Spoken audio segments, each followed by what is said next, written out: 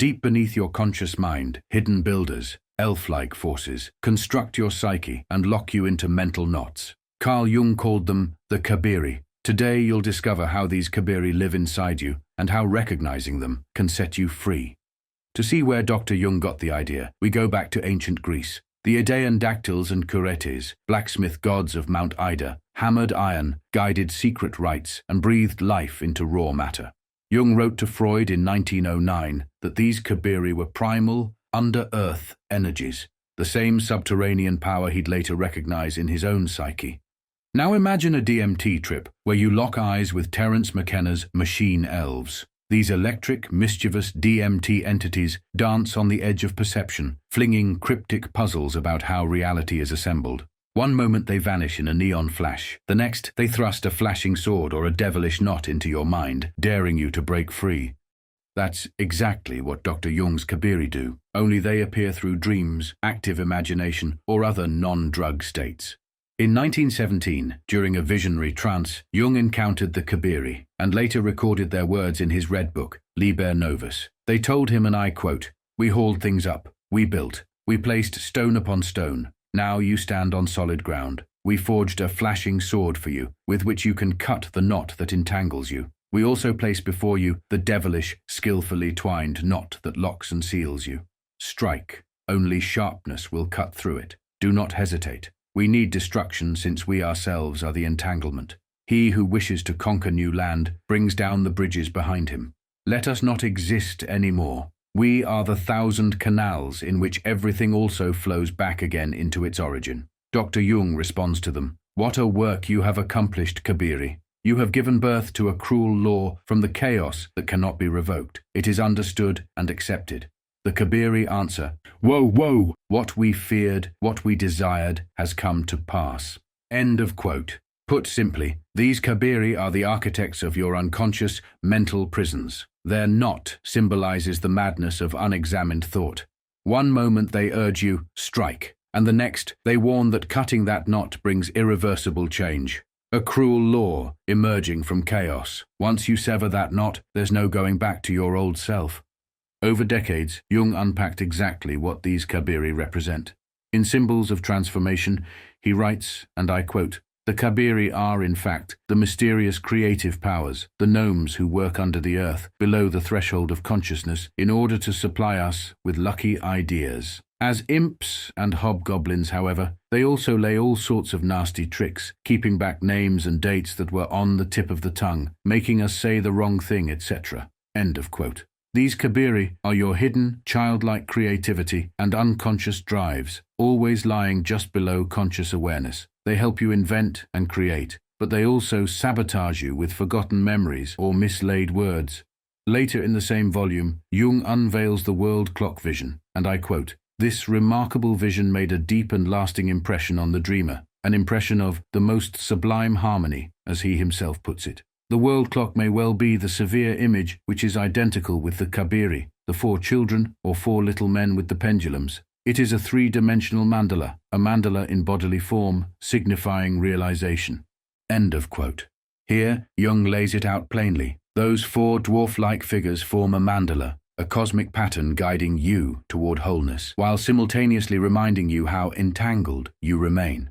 In Psychology and Alchemy, Jung hammers it home. I'm quoting directly. "Because of its contamination with the unconscious, thinking takes on the grotesque form of the Cabiri. For the Cabiri as dwarfs are chthonic gods and misshapen accordingly. I call them pot-bellied freaks of common clay. They stand in grotesque contrast to the heavenly gods and poke fun at them. We learn that there are really 7 of them, but again there is some difficulty with the 8th, as there was before with the 4th. Similarly, in contradiction to the previous emphasis placed on their lowly origin in the dark, it now appears that the Cabiri are actually to be found on Olympus, for they are eternally striving from the depths to the heights, and are therefore always to be found both below and above." End of quote. These grotesque dwarf gods aren't just odd figures. They dramatize how our thinking becomes warped by hidden impulses. Yet in that very distortion lies a thrust, dragging us from unconscious chaos up toward genuine insight. Carl Jung's Red Book also reveals Philemon, originally Atma Victu, as his personal living Cabiri guide. his very own DMT entity, without the DMT. Philemon embodies the unconscious's raw creative impulse, a breath of life that can animate and transform the psyche from within. But the guide isn't always gentle. Philemon, like the Cabiri, also brought Jung face to face with the very forces that sabotage us from within. When you feel trapped by endless self-doubt, believing you're unworthy, punishing yourself after success, or convinced you'll never be enough, it's no random glitch. Those are Cabiri scripts playing on a loop beneath your awareness, keeping you alive but preventing you from truly thriving. If you've ever met McKenna's machine elves, you know they show up to dismantle loops too, only through an intense psychedelic doorway. The sword the Cabiri gave Jung is nothing literal. It's the razor-sharp insight you use to cut toxic patterns. When they said, "We forged a flashing sword for you, with which you can cut the knot that entangles you," they weren't talking about steel. They meant that moment of clarity when you see a belief for what it is and refuse to feed it. Think of a destructive cycle you're in right now. Maybe scrolling social media until you punish yourself with shame, or repeating an old relational drama. The Cabiri want you to strike, break that pattern. Yet they warn, do not hesitate. We need destruction, since we ourselves are the entanglement. Your unconscious, comfortable as it is, will fight to keep you entangled. Those 1,000 canals are the neural pathways and buried memories swirling beneath the surface. When you finally cut through, you unleash a new force. Once a negative belief or traumatic wound is faced, it changes the entire system. Jung responded to them, "What a work you have accomplished, Cabiri. You have given birth to a cruel law from the chaos that cannot be revoked. That cruel law is your new psychic reality. You can't unknow a truth that you have already seen. But here's the paradox. Those same Cabiri that entangle you also hold the creative spark that makes you uniquely you." Jung called them infantile or unconscious forces, represented as Cabiri and hobgoblins, the homunculi. They carry your raw life energy, creative drives, imaginative power, the urge to shape reality. In the world clock mandala, the 4 Cabiri figures each wield a pendulum, reminding you that the unconscious torsions and rhythms beneath your mind can be harnessed to create harmony. So where does that leave you?